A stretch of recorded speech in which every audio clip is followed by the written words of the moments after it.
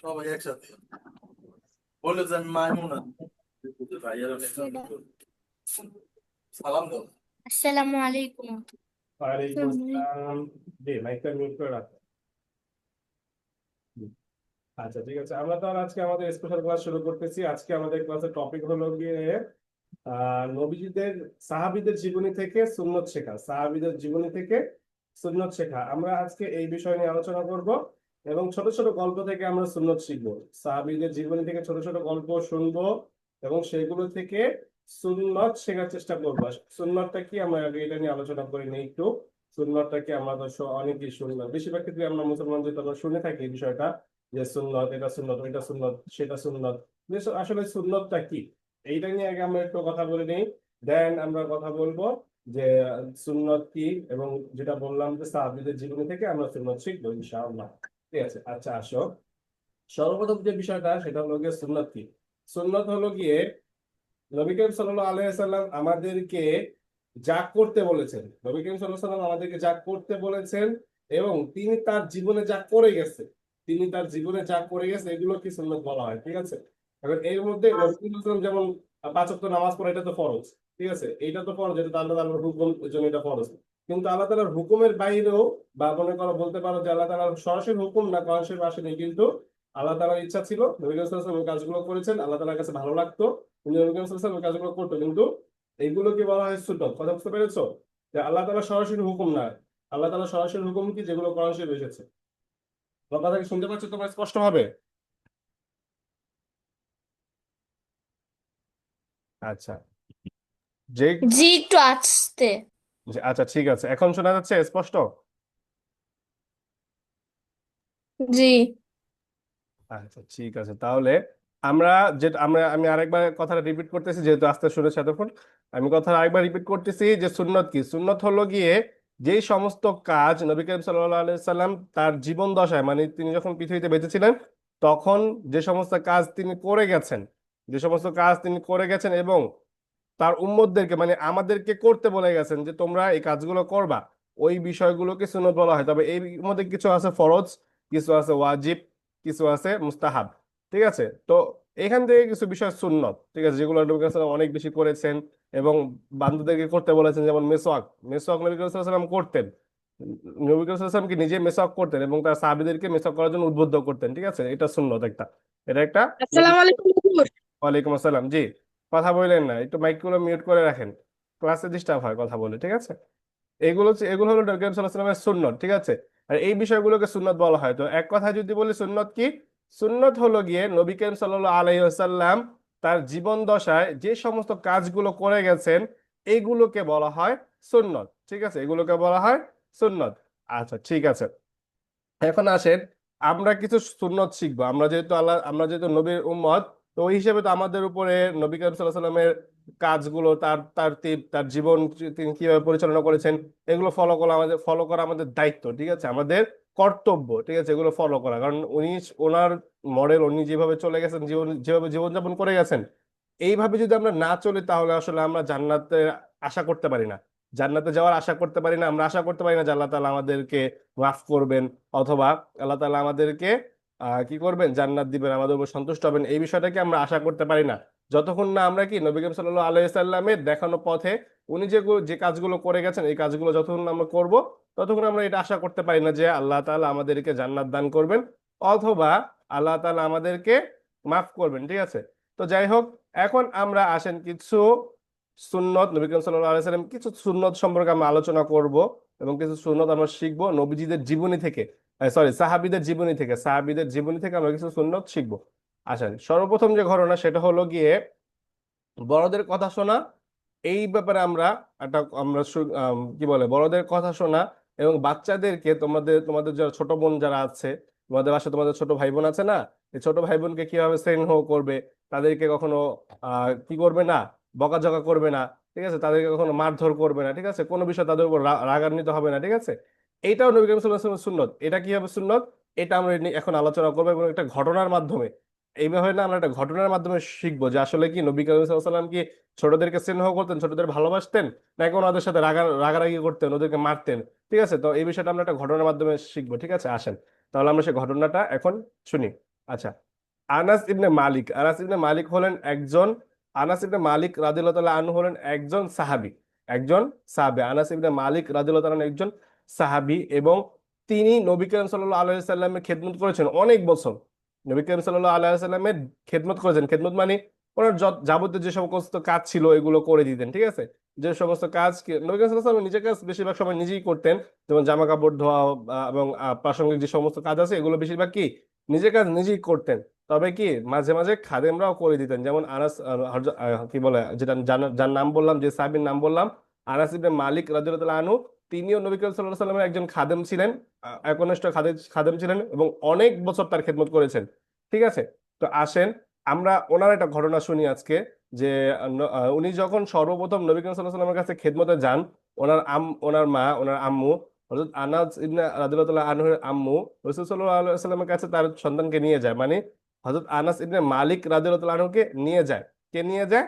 তার আম্মু নিয়ে যায়। কার কাছে নিয়ে গেছে? রাসূল সাল্লাল্লাহু আলাইহি ওয়াসাল্লামের কাছে নিয়ে গেছেন। নিয়ে যাওয়ার পর তিনি বলতেছেন রাসূল সাল্লাল্লাহু আলাইহি ওয়াসাল্লামকে যে, হে ইয়া রাসূলুল্লাহ, আমি আমার ছেলেকে আপনার খেদমতে নিয়োজিত করতে চাই।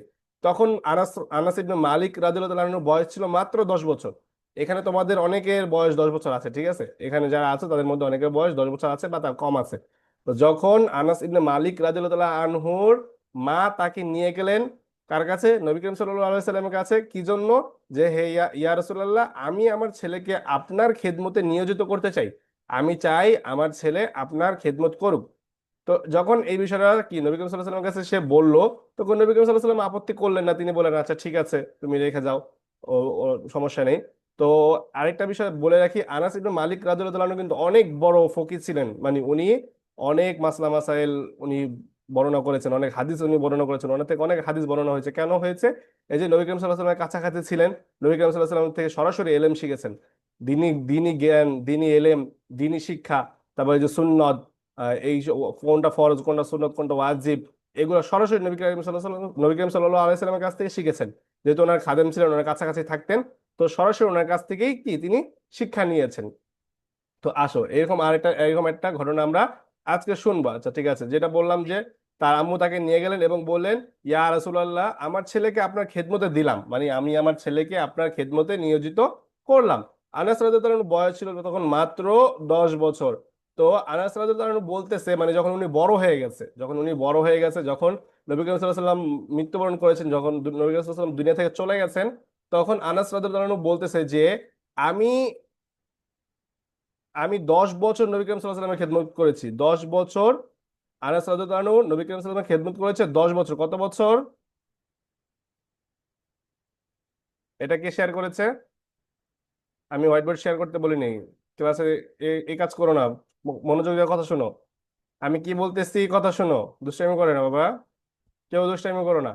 আচ্ছা, আনাস রাদিয়াল্লাহু আনহু নবী করিম সাল্লাল্লাহু আলাইহি ওয়াসাল্লামের খেদমত করেছেন কত বছর?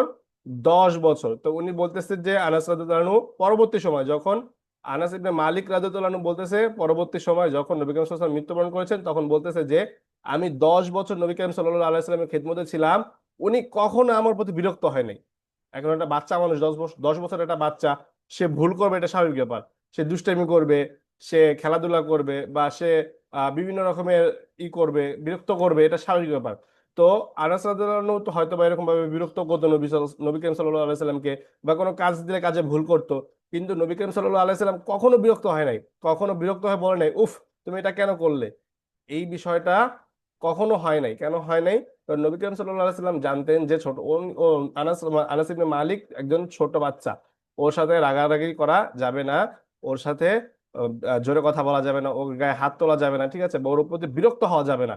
তো ছোটদের উপর বিরক্ত না হওয়াটা কি একটা সুন্নাত। কেন সুন্নাত? কারণ এটা নবী করিম সাল্লাল্লাহু আলাইহি সাল্লাম করে নাই, এই কাজটা নবী করিম সাল্লাল্লাহু আলাইহি সাল্লাম করে নাই। আর আমরা শুরুতেই বলেছি সুন্নতের সংজ্ঞা কি। সুন্নতের সংজ্ঞা হলো গিয়ে হযরত মুহাম্মদ সাল্লাল্লাহু আলাইহি সাল্লাম, মানে আমাদের প্রিয় নবী হযরত মুহাম্মদ সাল্লাল্লাহু আলাইহি সাল্লাম যেই কাজটা করেছেন এবং যে কাজ থেকে আমাদের নিষেধ করেছেন, এইগুলোই সমস্ত, এই সবগুলো সুন্নত। কথা বুঝতে পেরেছো? এবং উনি যে কাজটা করে নাই এটাও সুন্নতের মধ্যেই পড়ে। এই যে যেমন উনি কি ছোটদেরকে বকাঝকা করতেন না, ছোটদের সাথে রাগান্বিত হতেন না, ছোটদের সাথে ভালো ব্যবহার করতেন, এটাও কিন্তু একটা সুন্নত হয়ে গেছে। ঠিক আছে, যেহেতু আমি আগেই বলেছি সুন্নত কোনটা, যেটা নবী করিম সাল্লাল্লাহু আলাইহি সাল্লাম নিজে করেছেন এবং তার সাহাবীদেরকে করতে বলেছেন, অথবা তার সাহাবীদেরকে করতে বলেন নাই কিন্তু নিজে আমল করেছেন। সাহাবীদেরকে করতে বলেন নাই কিন্তু নিজে আমল করেছেন, এইটাকেও সুন্নত, এটাও সুন্নতের মধ্যে। এবং এমন কাজ যেটা কি নবী সাল্লাল্লাহু আলাইহি ওয়াসাল্লাম করেন নাই, ওইটাও সুন্নতের মধ্যেই পড়ে, ওইটা থেকে বিরত থাকা এটা একটা সুন্নত। কথা বুঝতে পেরেছো? তো আমরা আজকে জানতে পারলাম যে ছোটদের গায়ে হাত তোলা যাবে না, তোমার ছোট ভাই যে আছে তাকে মারধর করা যাবে না। মানে দেখা যায় অনেক সময় আমরা দুষ্টুমি করি, তাকে মারি, ঠিক আছে, তারপর তার সাথে যে মনে করো তার কান ধরে টান দিই, তার চুল ধরে টান দিই, দুষ্টাইমি চলে, এটা দুষ্টাইমি হয়তো বা এটা হতে পারে যে হয়তো বা তার সাথে কি দুষ্টাইমি করলাম, কিন্তু সিরিয়াস ভাবে তাকে বকাঝকা করা, যে কোনো কাজে তাকে তুই তামারি করে হয় না যে আমার ছোট ভাইকে আমরা তুই করে বলি, এই তুই এটা কর, তুই এটা করলি না কেন, এটা কর, তোকে এটা বলতে বলছি না, তোমাকে তোর এটা ধরতে বলছি না, না বলছি না তোকে এটা বলছি না যে এটা ধরবি না, এরকম কিন্তু আমরা ব্যবহার করি, খারাপ ব্যবহার করি। এটা করা যাবে না। আজকের পর থেকে আপনারা এটা করবেন না। আপনাদের যাদের বাসায় ছোট ভাই আছে, ছোট বোন আছে, তারা কখনোই আর কখনোই আপনারা কি ছোট ভাই বোনের সাথে খারাপ ব্যবহার করবেন না। খুব ভালো করে শুনেন, মনে থাকে যেন, ঠিক আছে? এই কাজ করা যাবে না, কারণ এটা নবী করিম সাল্লাল্লাহু আলাইহি ওয়াসাল্লামের সুন্নতের বিরোধী। আপনি যেহেতু মুসলিম, আপনি একজন মুসলিম, আমি একজন মুসলিম, আপনার আমার দায়িত্ব হলো গিয়ে নবীর পথ প্রদর্শন করা। নবী যেই রাস্তা দিয়ে হেঁটে গেছেন আমাদেরকে ওইভাবে হেঁটে যাওয়া। নবী তার জীবন যেভাবে পরিচালনা করেছেন, আমাদের উচিত আমাদের জীবনটাও কি সেভাবে পরিচালনা করা। এখন নবী করিম সাল্লাল্লাহু আলাইহি ওয়াসাল্লাম তো বাচ্চাদেরকে বকাঝকা করতেন না, আপনি আপনার ছোট ভাইকে বকাঝকা করলেন, আপনি আপনার ছোট বোনকে মারধর করলেন, যে কোনো কথায় আপনি তার সাথে খারাপ ব্যবহার করলেন, আপনার বাপ মা আপনার উপর খুব বিরক্ত যে ইস, ওর জন্য আমার ছোট ছেলের সাথে খুব খারাপ ব্যবহার করে, ঠিক আছে? এটা তো করা যাবে না, কারণ এটা তো নবী সাল্লাল্লাহু আলাইহি ওয়াসাল্লামের সুন্নত বিরোধী, ওনার কাজের বিরোধী, ঠিক আছে? মনে থাকবে ইনশাআল্লাহ, এই কাজ কেউ করবেন না, ঠিক আছে? আচ্ছা আসেন, এখন আমরা আরেকটা ঘটনা শুনবো এবং আরেকটা বিষয় জানবো, ঠিক আছে? আচ্ছা আসো, এখন আমরা যেটা নিয়ে আলোচনা করবো সেটা হলো গিয়ে খাবার খাওয়ার আদব। আমরা খেতে বসলে আমরা বিশেষ করে যেটা হয় আমাদের ক্ষেত্রে, তোমাদের যে বয়সটা 5 বছর 7 বছর বা 8 বছর 10 বছর যারাই আছো, তোমাদের এই বয়সে যেটা হয় তোমরা খাবারের প্রতি খুবই অনীহা, তোমরা খাবার খেতেই চাও না। খাবার খেতে বসলে আশেপাশে খাবার ফেলে পুরা থাল, মানে থালের আশেপাশে খাবার পড়ে পুরা অবস্থা খারাপ। মনে হয় না যে এখানে কোনো মানুষ খেতে বসছে, মনে হয় যেন কোনো একটা পশু পাখি কোনো একটা বিড়ালকে খাইতে দিছিল, ও বিড়ালে পুরা ছিটায় বিটায় শেষ করে ফেলছে। তোমরা কি বিড়াল নাকি? তোমরা তো মানুষ, তোমাদের তো খাওয়ার একটা সৌন্দর্য আছে এবং কি বলে যেটাকে একটা সুন্নত বা যেটা একটা আদব, খাওয়ার একটা আদব আছে, ঠিক আছে? ওই আদবের উপরে সুন্দর করে চলতে হবে। তুমি খাইতে বসলা, খাইতে বসে তুমি কি করলা, ডান হাত দিয়ে না খেয়ে বাম হাত দিয়ে খাইলা, হইলো? বাম হাত দিয়ে তো মানুষ অন্য কাজ করে, টয়লেটে গিয়ে অন্য কাজ করে, ঠিক আছে, পার্সোনাল কাজ করে, কিন্তু তুমি বাম হাত দিয়ে খাইলা, এটা হইলো? হ্যাঁ, তুমি খাবারের মধ্যে বাম হাত ঢুকাই দিলা। তুমি খেলতে যাই বা ধরো তাড়াহুড়ার মধ্যে আছো, তুমি এখন খেলতে যাও, তোমার ফ্রেন্ডরা ডাকতেছে খেলতে যাওয়ার জন্য, ঠিক আছে? এখন তোমার টেবিলের সামনে খাওয়ান পড়ে আছে, তুমি বাম হাত দিয়ে খাওয়া মুখে ঢুকাই দিলা খাবারটা, তারপর দৌড় দিলা খেলতে, হইলো না? হ্যাঁ ঠিক আছে, ফ্রেন্ড খেলতার জন্য ডাকতেছে, বলো যে এই তুমি দাঁড়াও, তুমি বসো সুন্দর করে টেবিলে, খাবারটা ডান হাত দিয়ে খাও, সুন্দর করে খাওয়া দাওয়া শেষ করে দেন তুমি খেলতে যাও, ঠিক আছে? তারপর তুমি খেলতে যাও। তো তাড়াহুড়ার মধ্যে এবং দুষ্টামির মধ্যে আমরা এই কাজটা অনেক বেশি করি। আমরা ডান হাত বাম হাত দেখি না, যখন যে হাত সামনে পড়ে ওই হাতের সামনে দিয়ে খাওয়া নিয়ে খাওয়া শুরু করি, ঠিক আছে? এবং যদি মনে করো প্লেটে খাবার দেয়, প্লেটের চারপাশে এত পরিমাণ খাবার পরে যে মনে হয় যেন ওই যে বিড়ালের যখন খাবার দেয়, দেখবা বিড়ালের যখন খাবার দেয়, বিড়াল প্লেট থেকে খায় না, বিড়ালে যখন খাবার দেয় তখন বিড়াল কিন্তু বাটির মধ্যে খায় না। বেশিরভাগ ক্ষেত্রে এমন হয় যে বিড়াল করে কি, এটা মুখে করে নিয়ে যায়, মুখে করে নিয়ে বাটির বাইরে নিয়ে তারপর বসে বসে খায়। কথা বুঝতে পারছো? বাটির বাইরে নিয়ে তারপর বসে বসে খায়। এখন এটা তো বিড়ালের স্বভাব, কথা বুঝো নাই? প্লেটের বাইরে খাওয়া এটা তো বিড়ালের স্বভাব, এটা মানুষের স্বভাব হতে পারে না। যে আমাদের যে বার্তনে খাবার খাবার দেওয়া হবে, যে বার্তন বা যে বাটিতে খাবার দেওয়া হবে, আমরা ওই বাটিতেই খাওয়ার চেষ্টা করব এবং আদবের সহিত খাওয়ার চেষ্টা করবো। কারণ আদবটা কি সেটাই আমরা জানবো, এটা গল্পের মাধ্যমে জানবো। এখানে একজন সাহাবীর গল্প, ঠিক আছে? একজন সাহাবী যে যে কথাগুলো বলতেছে সে একজন সাহাবীকে যে নবী করিম সাল্লাল্লাহু আলাইহি সাল্লামকে সরাসরি দেখেছে। আমরা কি নবী করিম সাল্লাল্লাহু আলাইহি সাল্লামকে সরাসরি দেখতে পারি? দেখতে পারি না। নবী করিম সাল্লাল্লাহু আলাইহি সাল্লাম অনেক বছর আগে মারা গেছেন, অনেক বছর আগে মৃত্যুবরণ করেছেন। তো আমরা কিন্তু ওনাকে এখন দেখতে পাই না, ঠিক আছে? তো আর যাদের গল্পগুলো আমরা শুনতেছি, যাদের কথাগুলো আমরা শুনতেছি, তারা সরাসরি নবীকে দেখেছে, নবী করিম সাল্লাল্লাহু আলাইহি সাল্লামের কাছ থেকে অনেক কিছু শিখেছে। তো তাদের কাছ থেকে আমরা, তাদের কথাগুলো থেকে আমরা শিক্ষা নিচ্ছি, ঠিক আছে? এখন যার গল্প বলবো সেও একজন সাহাবী ছিলেন, সেও নবীর খেদমত করেছেন, ঠিক আছে? আসো, একবার ছোট আব্দুল্লাহ রাদিয়াল্লাহু তাআলা আনহু, আব্দুল্লাহ রাদিয়াল্লাহু তাআলা আনহু, তিনি একজন সাহাবী, রাসূল সাল্লাল্লাহু আলাইহি সাল্লামের সাথে খাচ্ছিলেন, রাসূল সাল্লাল্লাহু আলাইহি সাথে খাচ্ছিলেন, আব্দুল্লাহ রাদিয়াল্লাহু তাআলা আনহু রাসূল সাল্লাল্লাহু আলাইহি সাল্লামের পাশে বসেই খাচ্ছিলেন।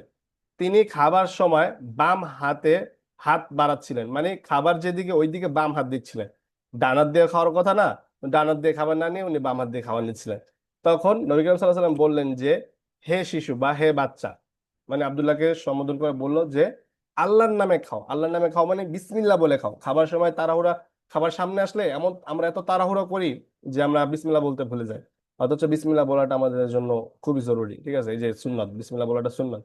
যে কোনো, আল্লাহ তাআলা বলছে যে কোনো কাজের শুরুতে বিসমিল্লাহ বলো, ওই কাজে আমি বরকত দিব। যে কোনো কাজের শুরুতে বিসমিল্লাহ বলতে বলছে।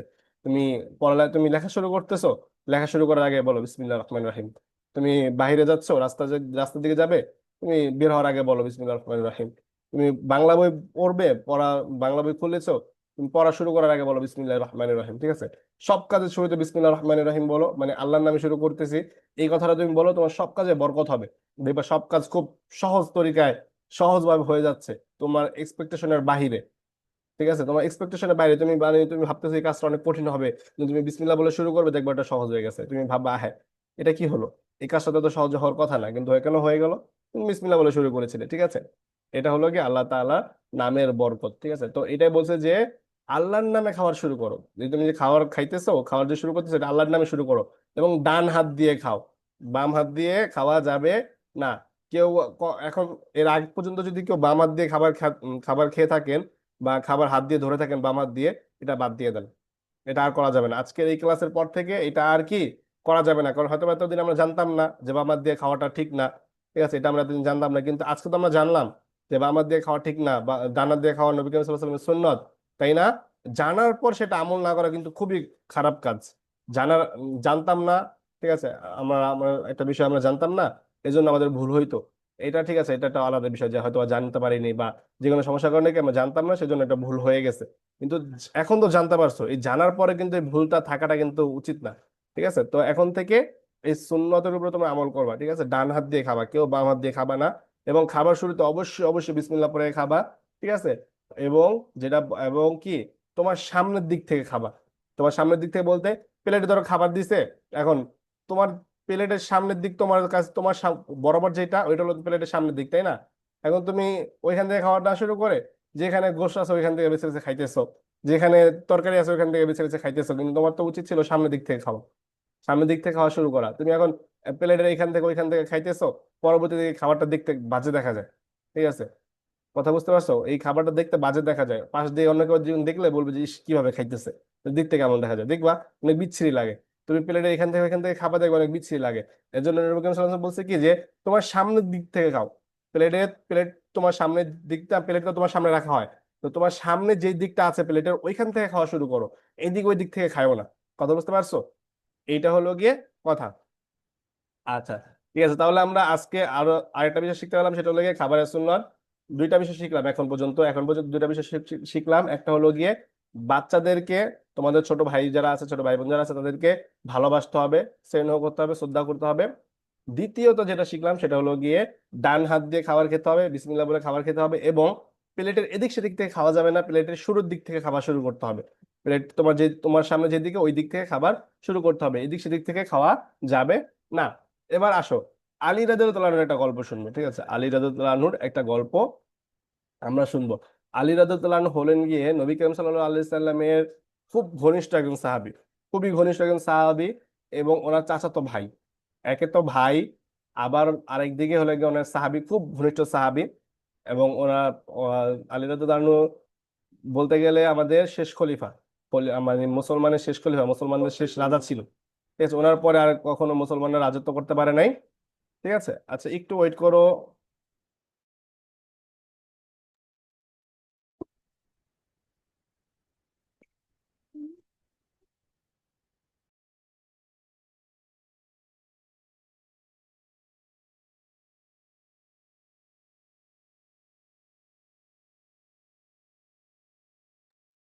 আচ্ছা, ঠিক আছে, হ্যাঁ, আমরা যেটা বলতেছিলাম যে আলী রাদিয়াল্লাহু আনহু হলেন গিয়ে নবী করিম সাল্লাল্লাহু আলাইহি সাল্লামের, একে তো সাহাবী ছিলেন, দ্বিতীয়তে ওনার মেয়ের জামাই ছিলেন, নবী করিম সাল্লাল্লাহু আলাইহি সাল্লামের মেয়ের জামাই ছিলেন আলী রাদিয়াল্লাহু তাআলা আনহু। আলী রাদিয়াল্লাহু তাআলা আনহু একে তো নবী করিম সাল্লাল্লাহু আলাইহি সাল্লামের চাচাতো ভাই ছিলেন, দ্বিতীয়তে উনি ছিলেন নবী করিম সাল্লাল্লাহু আলাইহি সাল্লামের সব থেকে প্রিয় মেয়ে, সব থেকে প্রিয় মেয়ে হযরত ফাতেমা রাদিয়াল্লাহু তাআলা আনহুর, হযরত ফাতেমা রাদিয়াল্লাহু তাআলা আনহার হাজবেন্ড, হাজবেন্ড, ঠিক আছে, মানে জামাই।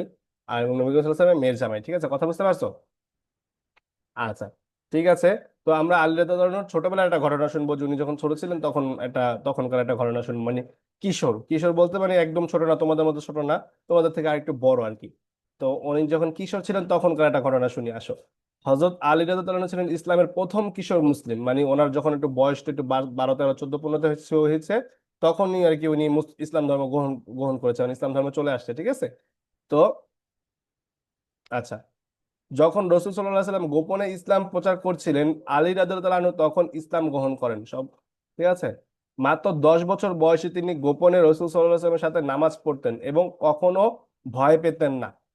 কখনো কি করতেন না, ভয় পেতেন না। নবী করিম সাল্লাল্লাহু আলাইহি ওয়াসাল্লামের সাথে নামাজ পড়তেন মাত্র 10 বছর বয়সে। দেখো, 10 বছর বয়সে একটা বাচ্চা, বয়স তো অনেক বেশি না। ওনার কিন্তু স্বাভাবিকভাবে ভয় পাওয়ার কথা, উনি ওই সময় ইসলাম ধর্ম গ্রহণ করেছেন নির্ভয়ে। এবং কি করতেন, নবী করিম সাল্লাল্লাহু আলাইহি ওয়াসাল্লামের সাথে গোপনেই নামাজ আদায় করতেন। আর কিন্তু অথচ ওই সময় কিন্তু নামাজ পড়াটা খুবই মানে খুবই রিস্কের একটা ব্যাপার ব্যাপার ছিল। যে কেউ যদি জানতে পারতো যে এই লোকটা নামাজ পড়তেছে, এই লোকটা মুসলমান, তাহলে ওই লোকটাকে মেরে ফেলতো, হত্যা করতো, আর নয়তো বা কি করতো, তোমার অনেক নির্যাতন করতো আর কি, অনেক জুলুম করতো, অনেক নির্যাতন করতো, মারধর করতো, এবং আরো অনেক কঠিন কঠিন শাস্তি দিত। তো এটা 10 বছরের বাচ্চা, অথচ এই শাস্তিগুলোর ভয় না পেয়ে এগুলোকে তোয়াক্কা না করে উনি নামাজ পড়তেছে, নবী করিম সাল্লাল্লাহু আলাইহি ওয়াসাল্লামের দিন কবুল করে নিছে, ইসলাম কবুল করে নিছে, ঠিক আছে। এটা কেন? কারণ ওনার সাহস, সাহসিকতা, সত্যের ব্যাপারে ওনার সাহসিকতা।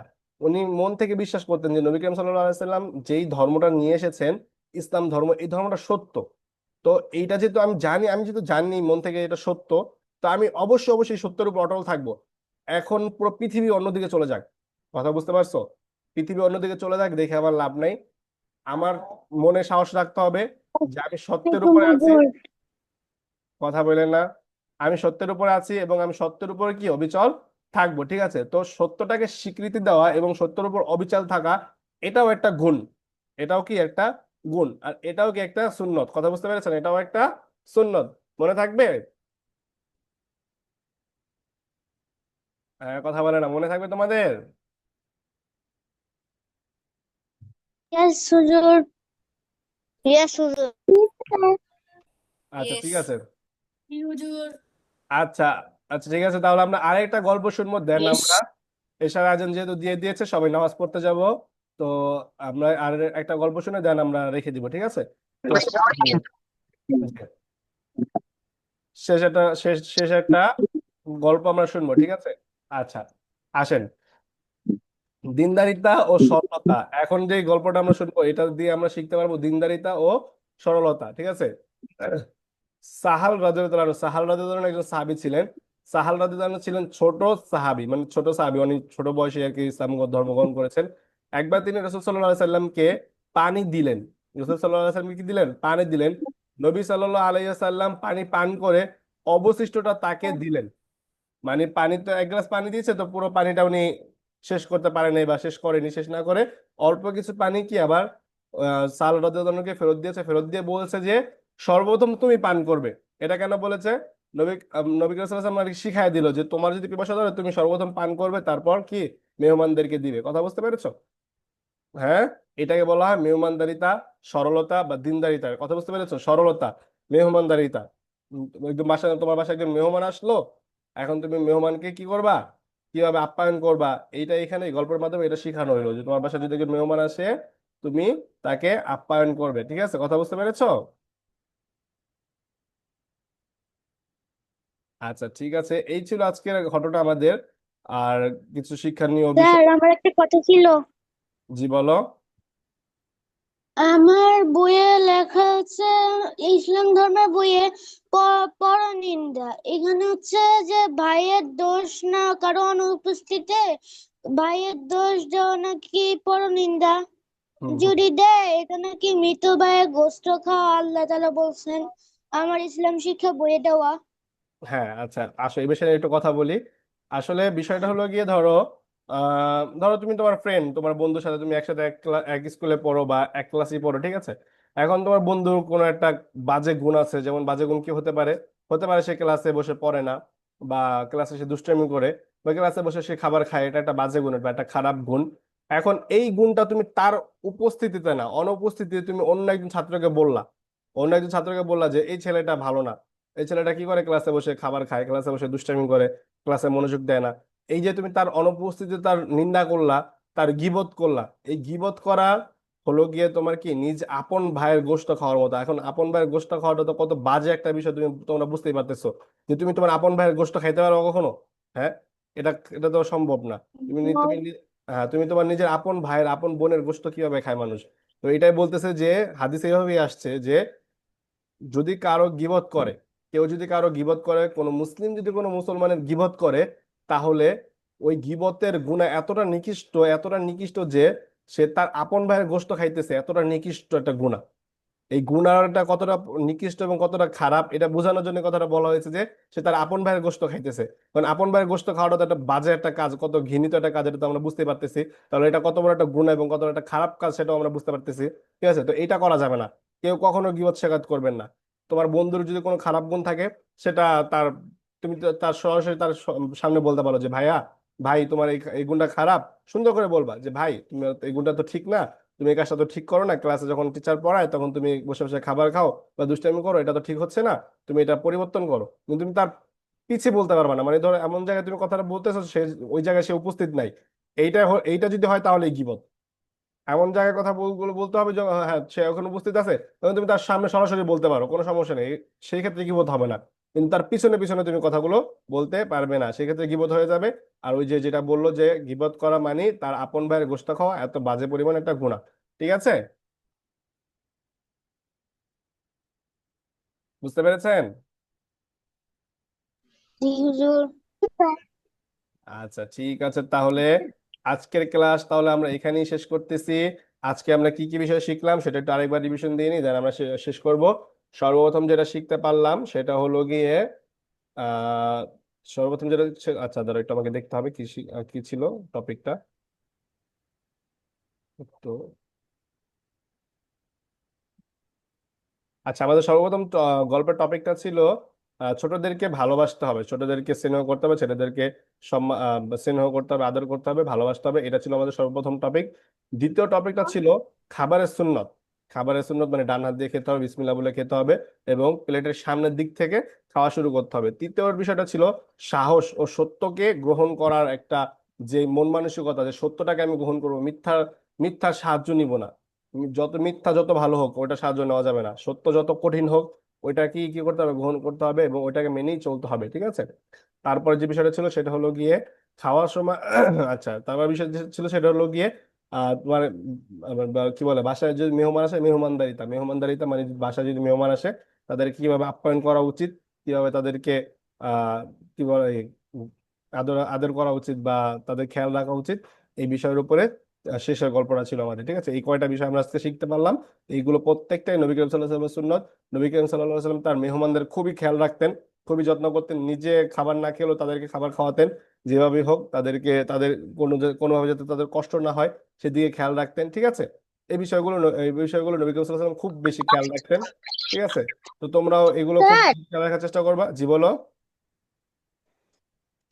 জুন মাসে আমলের রিপোর্টে কে ফার্স্ট হয়েছে?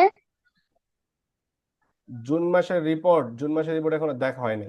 তোমরা তোমাদের যাদের কি বলে জুন মাস শেষ হয়ে গেছে, মাসের শেষ দিনের রিপোর্টটা সবাই সবার গ্রুপে সাবমিট করে দিবে আজকে রাতের মধ্যে, দেন দেখে জানানো হবে। ঠিক আছে,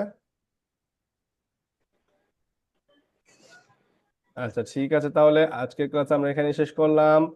আল্লাহ হাফেজ, সবাই ভালো থাকবেন। কেমন? আর যারা জানেন না যে মাসিক, আসসালামু আলাইকুম স্যার। আচ্ছা জি আরেকটা কথা, আসসালামু আলাইকুম। আসসালামু আলাইকুম স্যার। আচ্ছা আমি আরেকটা কথা শেষ করছি, আরেকটা কথা বলে নেই। আর যারা জানেন না যে আসলে মাসিক আমলের রিপোর্টটা কি, আমলের রিপোর্টটা কি, এটা যে যার টিচারের কাছে জিজ্ঞাসা করবেন, যে যার ক্লাস টিচারের কাছে জিজ্ঞাসা করবেন যে মিস হুজুর মাসিক আমলের কথা বলেন, আমলের রিপোর্টের কথা বলেন, এই জিনিসটা কি আমাদেরকে একটু জানান, আমাদেরকে একটু বলেন। যে যার টিচারের কাছে ক্লাস টিচারের কাছে জিজ্ঞাসা করবেন, ক্লাস টিচার বলে দেবে। ঠিক আছে, ক্লাস টিচারের কাছে জিজ্ঞাসা করবেন, জিজ্ঞাসা করে আমলের রিপোর্টটা নিয়ে নেবেন। আমলের রিপোর্টের উপর আমাদের কিন্তু পুরস্কার থাকে, প্রতি মাসে যে সর্বোচ্চ আমল করে তাকে আমরা একটা পুরস্কার দিয়ে থাকি। যেমন আহ মে মে মাসের মে মাসে সব থেকে বেশি আমল করেছে জান্নাত, জান্নাত এখানে নাই ক্লাসে, ও পুরস্কার পেয়েছে। ঠিক আছে, তো এভাবেই আমরা যারা বেশি আমল করে থাকে তাদেরকে আমরা পুরস্কার দিয়ে থাকি। কেমন? তো মাসিক আমল রিপোর্টটা খুবই গুরুত্বপূর্ণ, আপনারা আপনাদের টিচারের কাছ থেকে জেনে নেবেন এটা কিভাবে ফিল আপ করে এবং এটা কিভাবে করতে হবে ওইটা টিচার বুঝিয়ে দিবেন, খুব সুন্দরভাবে বুঝিয়ে দিলে আপনারা এটা কন্টিনিউ করবেন। কেমন? ঠিক আছে? ঠিক আছে, আসসালামু আলাইকুম। ঠিক আছে, আসসালামু আলাইকুম, আল্লাহ হাফেজ, ভালো আসসালামু থাকবেন। আলাইকুম। আসসালামু আলাইকুম। আসসালামু আলাইকুম। ওয়ালাইকুম আসসালাম।